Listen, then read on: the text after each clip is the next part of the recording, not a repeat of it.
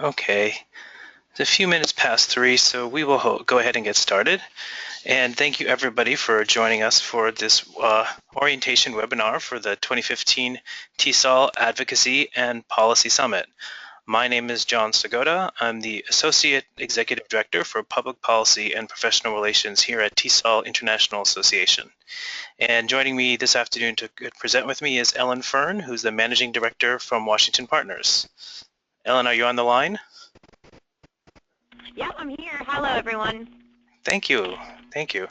So we have a couple of people have already joined us, and I think a few more are planning to join us this afternoon, but we'll go ahead and get started and walk through the webinar and give you an orientation of what you can expect just in a few short days when you come to Washington, D.C.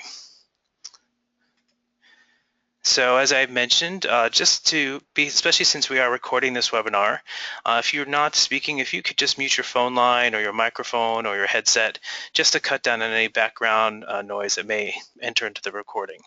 But that being said, you will want to turn on your microphones or turn on your phones if you have any questions. We will have times for questions and answers at the end of the presentation, but you can also type a question at any time in the chat box that should appear on the menu on your screen, on the right-hand side of your screen.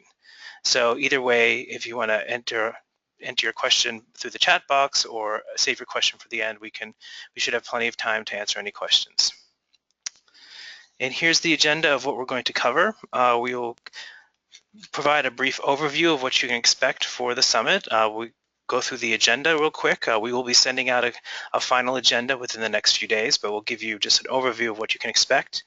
Have some discussion about advocacy, what we mean by advocacy for TESOL and advocacy for the field.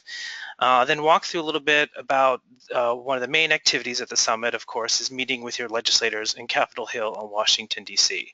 So we'll walk through information about the purpose of your Hill visit, what you can expect when you go to Capitol Hill, logistics around scheduling your meeting with your representatives. Hopefully each of you have already begun that process, but we'll cover some tips and strategies to help you with that. And close out with some hints and do's and don'ts and what you can expect in terms of going to Capitol Hill. So briefly, the agenda, this was posted, a general version of this was posted on the TESOL website, but the summit begins this Sunday, the June 21st. We'll open with registration, and that afternoon we'll have two main sessions as part, or really three main sessions as part of the summit. We will have a welcome and orientation for everybody, an overview, a more detailed overview of the agenda, and in the information that we'll be distributing throughout the summit. Have a little bit of an icebreaker so you get to know your colleagues. And then for the next few hours from 3 to 5, we have scheduled a panel. We have two speakers from the Office for Civil Rights at the U.S. Department of Education, and they're going to give a detailed presentation on the civil rights for English learners and immigrant students in the United States. As some of you may know, the Office for Civil Rights, in cooperation with the U.S. Department of Justice, released a very detailed, what is called a Dear Colleague letter. It's basically a policy document to states and districts in terms of the civil rights obligations for schools in terms of meeting the needs of English learners.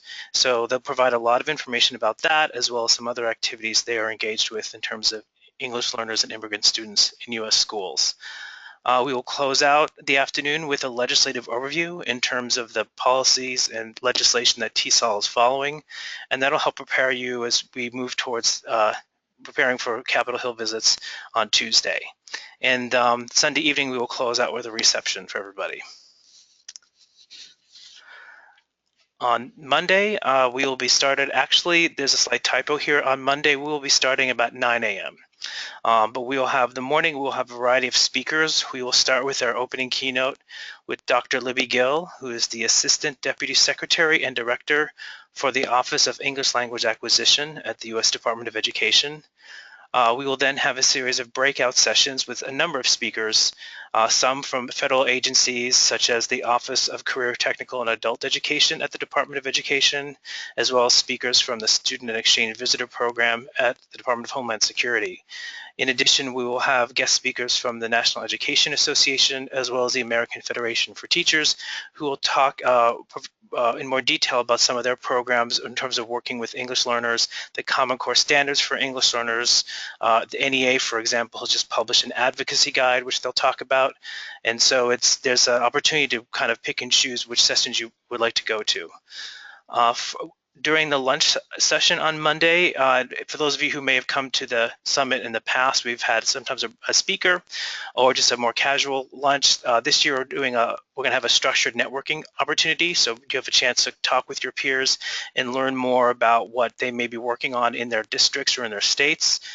We've had a lot of requests over the years for that kind of networking opportunity and for colleagues to talk and exchange ideas with one another. So we're going to structure the lunch session to allow for that.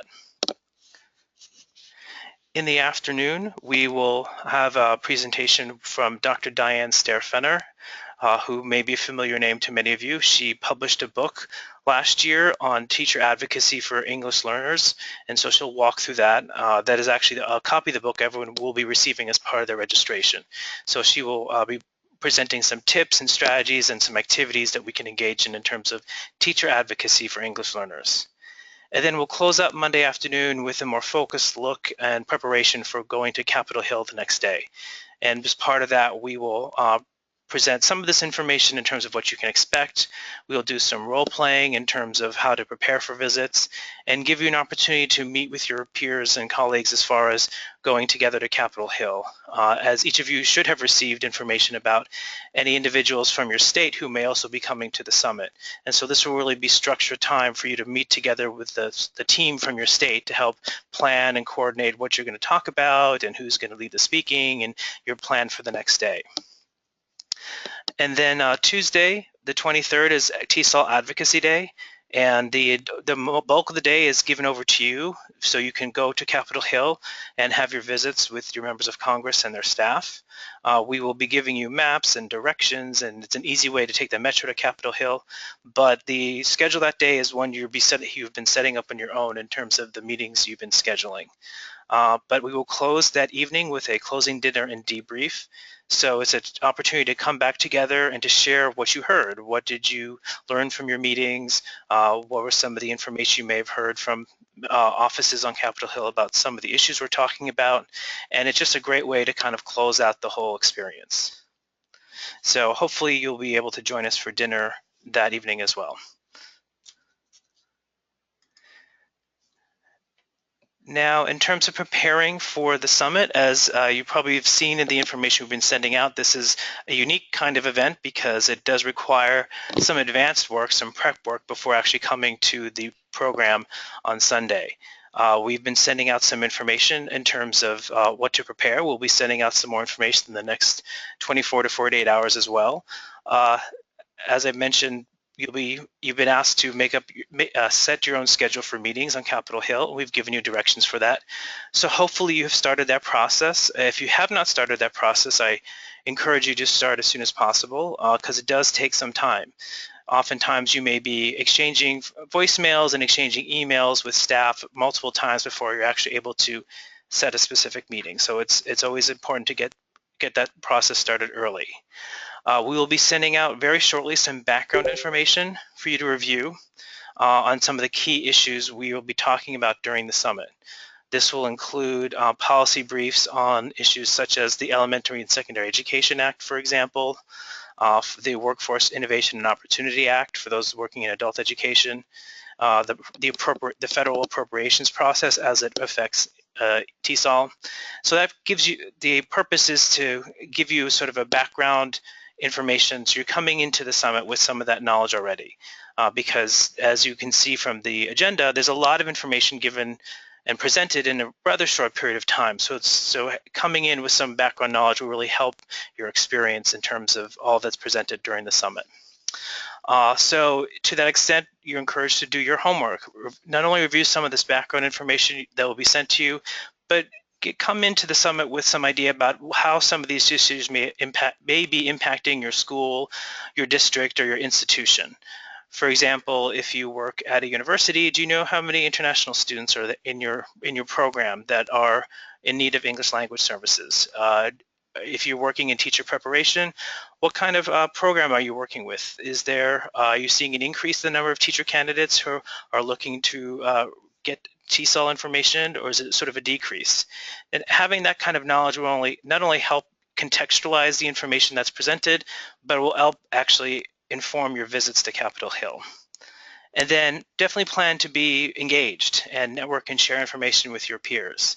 I think for anyone who goes to any sort of professional conference, that networking provides nice added value to the whole experience. So coming in, planning to meet others and network and share information will really help benefit you and your experience overall. So now I'm going to turn it over to Ellen, who's going to talk a little bit about advocacy and preparing for Capitol Hill. Thanks so much, John. My name, as John says, is Ellen Fern, and I work with a government relations firm of Washington Partners.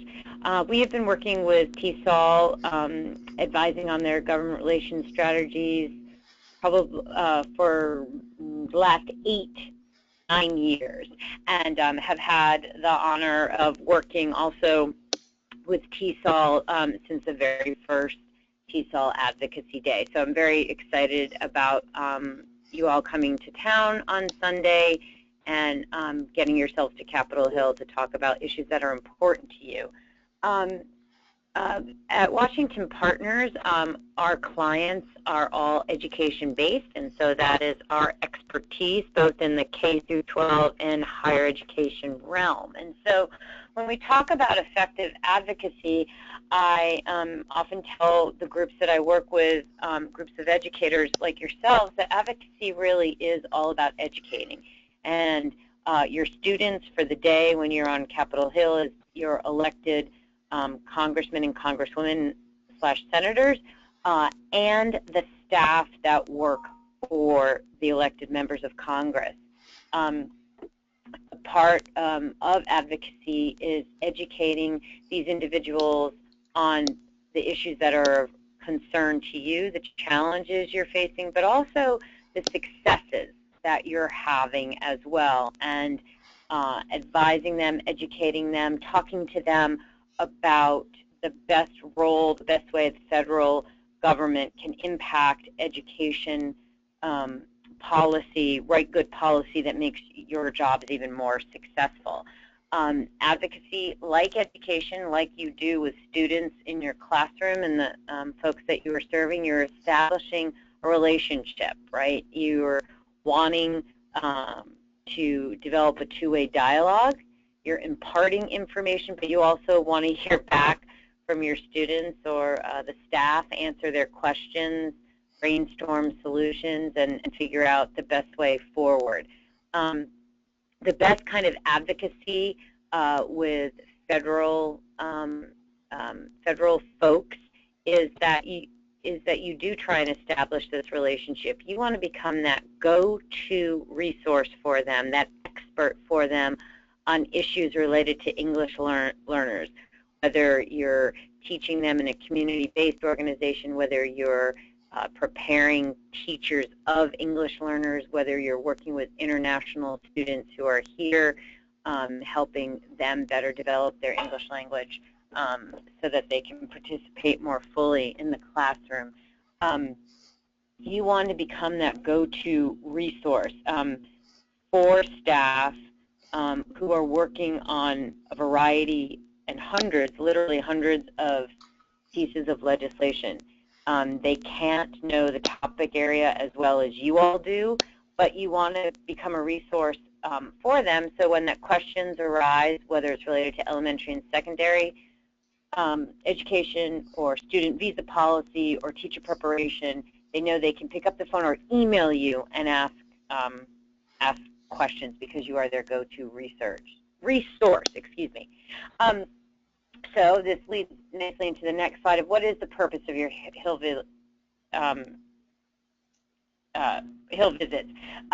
You are wanting to develop a relationship with these individual offices, and even when you're back home, so you can visit them at the district or invite staff and members of Congress to visit you in your classroom and meet your students, etc. You're informing your members of Congress about what's going on in your day-to-day dealings with your students, what is getting in your way to work most effectively, and what additional help you might need from the federal level. You do want to, it's also, the purpose of your visit is to help staff and elected officials understand the students that you are teaching, whether that be teaching other teacher candidates to get into the classroom, or the students, the English learners themselves. They have not been teachers. They have not taught English learners. I can, 99 to 1 that they have not taught English learners. And so you really are trying to give them a sense of who you deal with on a day-to-day basis.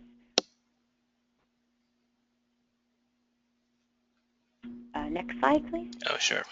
Sorry about that. No problem. Okay, so going on now to the logistics.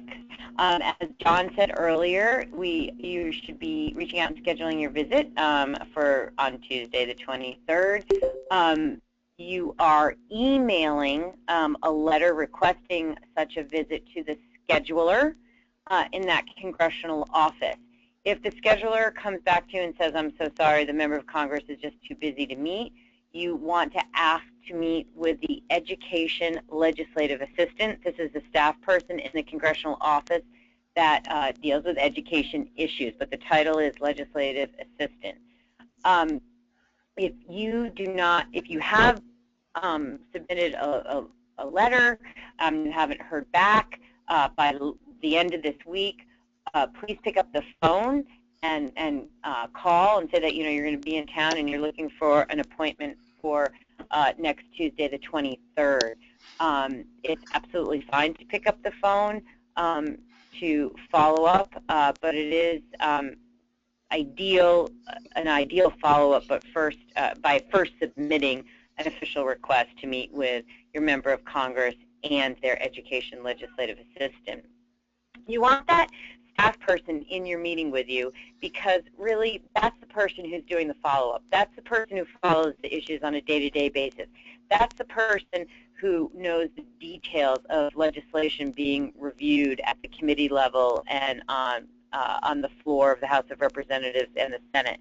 The member of Congress has to know a lot about literally, hundreds of issues. He or she can't possibly know every detail about every piece of legislation, so that's where the legislative assistants come in, and having a strong relationship with that person really is key to the most effective advocacy and relationships on Capitol Hill. And lastly, it's important to note that meetings can be changed at the last minute. We are in a very, very, very busy time right now in Congress.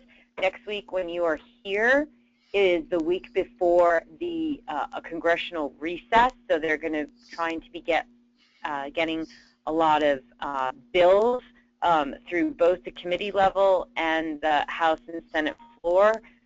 Next week, they are dealing with the federal appropriations process, which is the process by which Congress funds every federal agency. That happens on an annual basis.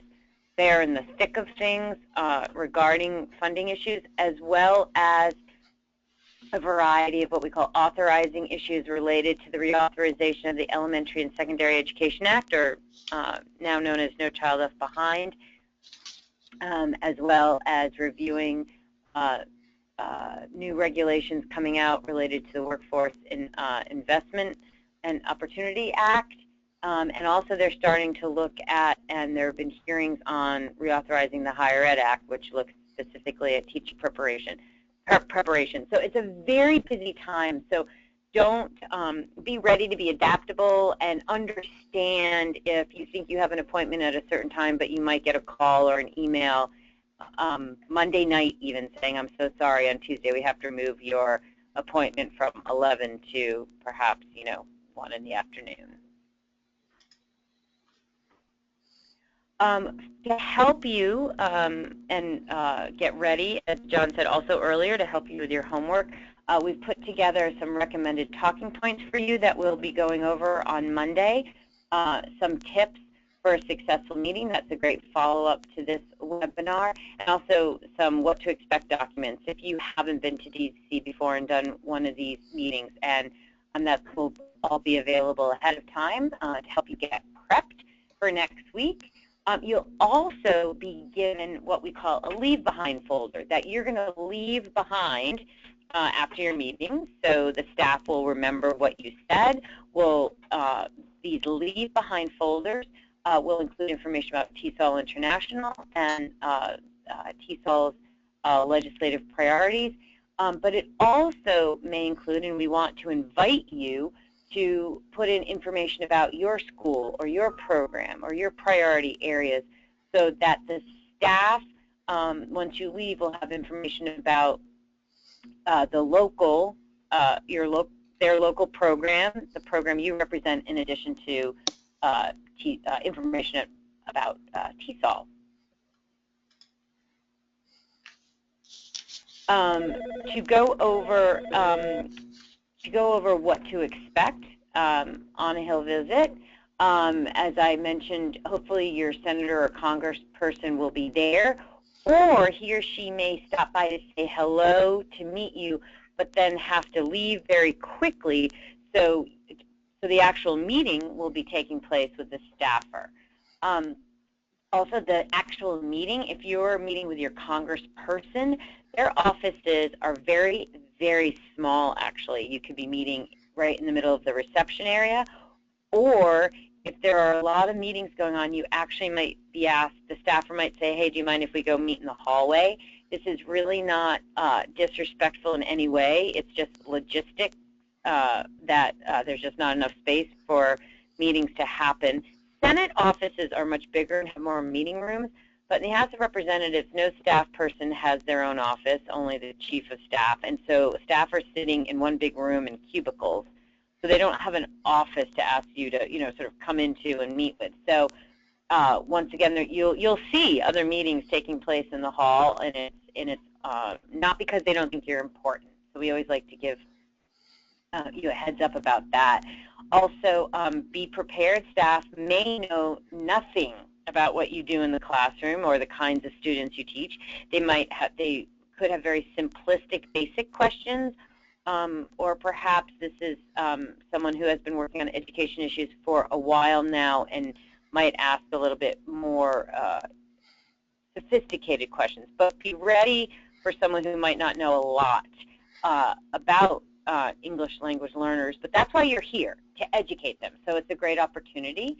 You're going to be talking about with them who you are, where you're coming from, what, as I said, what students you're teaching, at what level, and to give them a little bit of a slice of life, a day in your life. But at the end of the meeting, which is you should think about these meetings in 15 to 20-minute time frames. It very likely will be your meeting will be no longer than 20 minutes, just because, as I said before, it's a very busy time. So these staff are having one meeting after another, as members of Congress race around to their various hearings and meetings, etc. But they're expecting at the end of the meeting for you to ask for something. They know they want to know and learn about your students, etc., but they really are waiting for you to ask for something at the end. In the talking points that TESOL is providing, we have recommended asks dependent on sort of where your expertise is, whether you're going to be talking about a K through 12 issue or a teacher preparation issue or a student visa issue, etc. And we also, as part of this ask, we really recommend and urge you to, as I said a little earlier, invite the staff and or member of Congress to visit you at your program so they can learn more about it and see where you work on a day-to-day basis. And then, as I said, we're going to ask you to remember to leave behind your leave behind folder.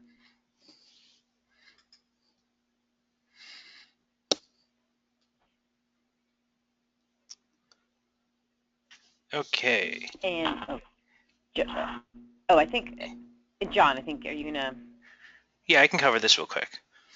Okay. So So I think I mentioned earlier in terms of the hill visits, we'll go through a lot of this information in more detail that Monday afternoon.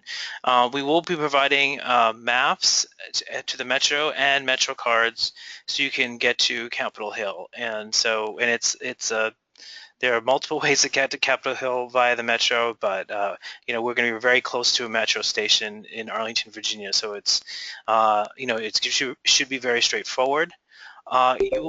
You should leave, as you're planning your meetings, you should leave enough time to go through security in each building, and especially if you're crossing from one building to another or crossing from the House side to the Senate side, make sure you leave enough time to get through security. It's similar to airport security in terms of removing things from your pockets, and if you're carrying a bag, you may not, it should be sort of a smaller size bag. But sometimes, depending upon the time of day and what day it is, there may be a lot of people trying to get into the building, so that may create a bit of a line. It can be a little bit unpredictable, but there are a lot of groups, around this time of year who are meeting with members of Congress. So it's always good to err on the side of caution, so you have enough time to get through security and get to your meeting on time. And as Ellen said, expect your visit to last for approximately 20 minutes. It may last more, it may be a little bit less. You can never really be sure, but I would plan or budget on about 20 minutes for your meeting.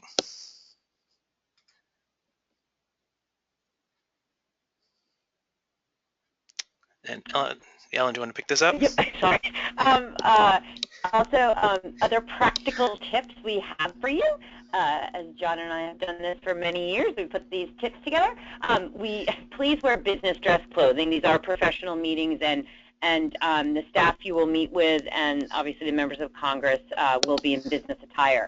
Wear comfortable shoes. The floors literally are marble, and as you walk the halls of Congress, you want to be comfortable, and you don't want to be sliding all over the place. So wear comfortable shoes. If you're running late, please be respectful of folks' time, and we're going to ask you to call ahead. It's understandable if you're running late. Maybe a meeting went long. Maybe you can't get through security. But we will be providing phone numbers of congressional offices for you, so you can call if you're running late. Remember to bring business cards so they remember who they met with, and it's an easy way to get back in touch with you. We want you to stay focused, stay on message. And another thing you can do to help prepare, or your quote homework, but it's when you're on the plane coming here, when you're before you go to bed at night, start thinking about stories, the best anecdotes that you think, that the best way to really paint a picture of what you do with your students, why your students are in your class, why students are preparing and want to be teachers of others, to teach them English language. Members of Congress and staff literally are in meetings all day long, every day, one after another.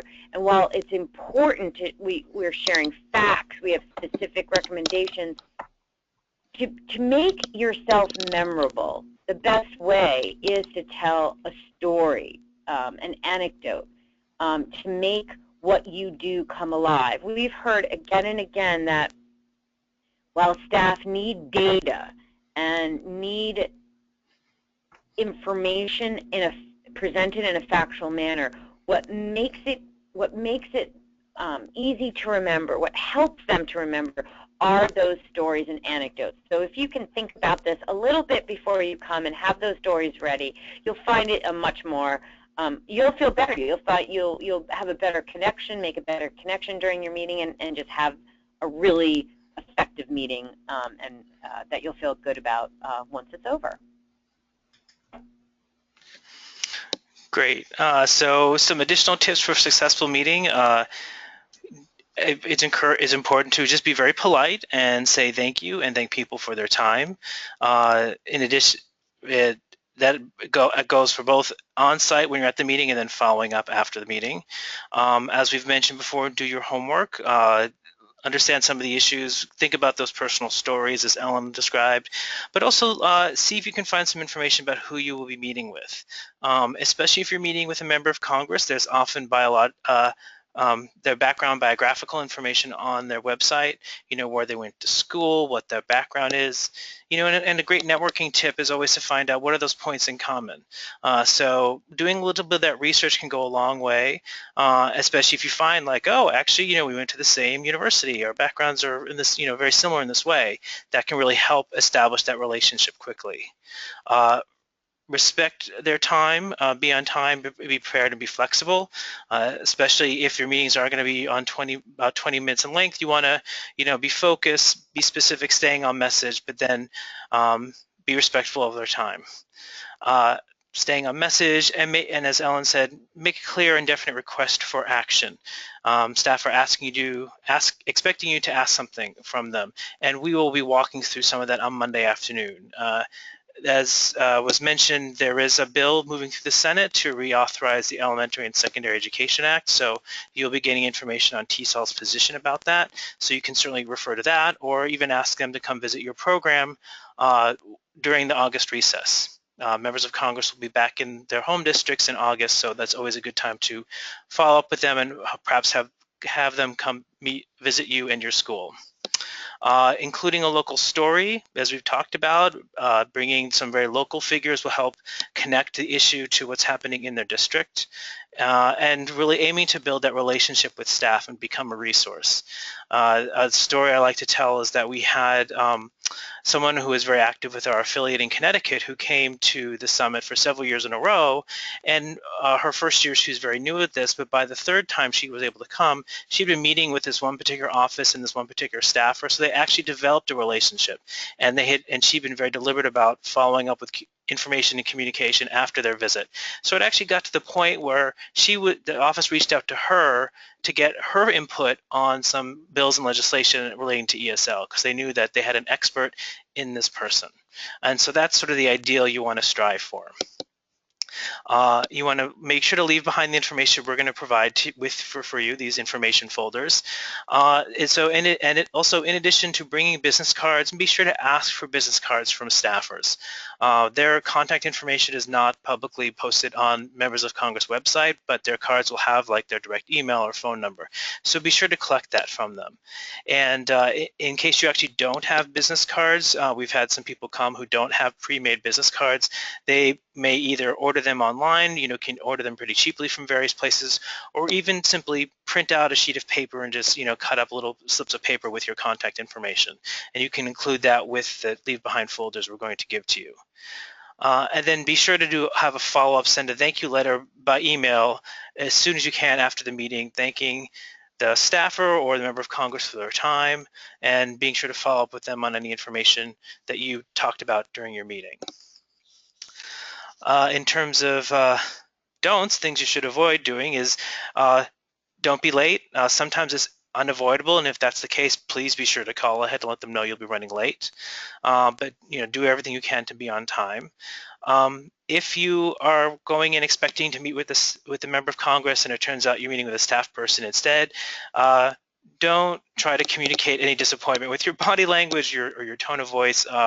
That's the kind of thing that people might remember about your meeting, like, oh, this person was really disappointed to meet with me. So that's not a good impression you want to leave behind. So be sure to always be very positive and be engaged with whoever it is you're meeting with. And as Ellen described, don't assume the staffers will know anything about the kind of challenges your students face or what ESL is involved with. Sometimes they might have a little background knowledge, or they may have it simply on a policy level, not sort of in the classroom when it's happening. So one tip I've heard from others is to maybe just start off the conversation like asking the staffer, well, what is it you know about ESL? Because you might get some, find out where they're starting from. But be prepared to kind of start from scratch in terms of describing what you're involved with as a TESOL professional, what your experience is with the classroom, and what you see daily with your students and in your program. Another don't make up answers to questions. If they ask a very specific question and that you don't know the answer to, it's perfectly okay to say, you know what, I'm not really sure the answer to that, but I can find out and get some additional information and follow up with you. Since you certainly don't want to be making up information or saying something that may be incorrect, because that will certainly undermine your ability to be seen as an expert. It's also important to stay on message, so don't get off message from what you'll be talking about. If you're going to be going with a group of people from your state, it's really important to spend some of that time on Monday when you're meeting together as a group to kind of walk through what you'll be talking about and how you'll be talking about it. And it's really important, I think, to be focused on the messaging around ESL, the needs for ESL, and some of the positions that TESOL will be presenting to you. If there are other issues you'd like to talk about that aren't related to that, maybe that would be appropriate to bring up at your own meeting at a different time, not during this time on Tuesday. Don't forget to leave the information behind in the packets we're going to give to you, and don't forget to follow up with a thank you letter by email, thanking them for their time. And that brings us to the end of the slides. This is the basic information in terms of what to expect for the summit coming up in just a few days. As we've mentioned before, we are recording this, so we will be posting a copy of this recording, a link to it online in that group in the TESOL community. The slides from these are the same slides from the last webinar that was held about 10 days ago, so those are already available online, but we will disseminate these again by email. But we do have plenty of time for questions, so if you have any questions about the summit and about meeting with members of Congress, please feel free to ask them now. You can either go ahead and ask them using your microphone or phone, or if you want to post a question in the chat box on your screen, you can do that. And so we'll just open it up for questions.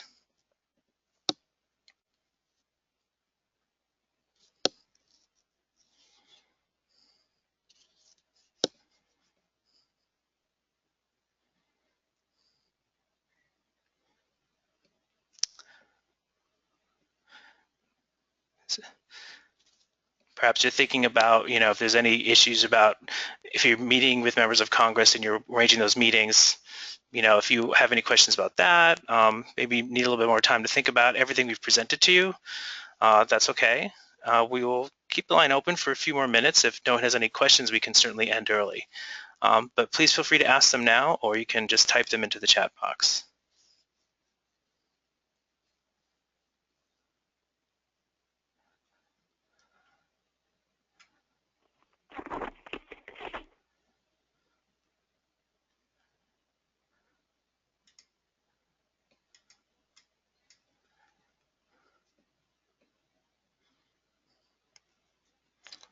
Well, I'm not seeing any questions or not hearing anything. We'll maybe keep the line open for another half a minute or so. We will also have plenty of times for questions during the summit as well. So if you think of questions afterwards, you can ask them then. Oh, I got a quick message from Denise. Thank you for joining us, Denise. Denise Ricks is from Virginia, and she's a very experienced advocate who's come to the summit several times. So we're really excited to see her come back this year. Okay, Elizabeth Martin asked a good question. The approximate travel time in Metro to the Capitol. So we will be near the Crystal City Metro Station in Arlington, Virginia, which is very close to Washington National Airport, Ronald Reagan National Airport. I would recommend leaving an hour between an hour to commute by Metro. It'll be rush hour in the morning, so the trains will be moving very quickly. There'll be plenty of trains, but depending upon the route you take, you may be switching lines, you may be going directly via a more circuitous route, and then of course leaving time to go through security. So I would definitely leave an hour to get to your first meeting, maybe even a little bit more than that, just to get to Capitol Hill. It should be more than enough time, but you definitely, want to err on the side of caution, as we said. Good question. Thank you for asking that.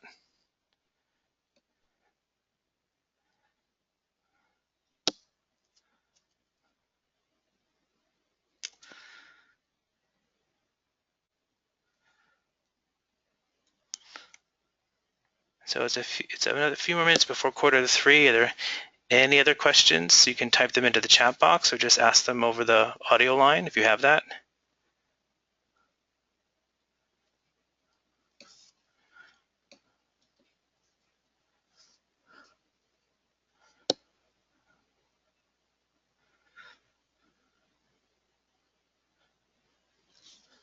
Okay, I'm not seeing anything in the chat box, not hearing anything, so I think with that we will probably just go ahead and just end the webinar. So thank you so much for your time and dialing in and participating today. As I said, we will redistribute a copy of these slides and post a copy of this recording online in the group in the TESOL community. We will be sending out additional information, as I've said earlier, and you should see that within the next 24 to 48 hours. But if you have any other questions in the meantime, please do not hesitate to contact me or my colleague Sydney Black. Our email addresses are there on the screen. And if there are no other questions, we'll look forward to seeing you on Sunday here in Washington, D.C. Thank you, everybody. Thank you. Bye. Take care. Bye-bye.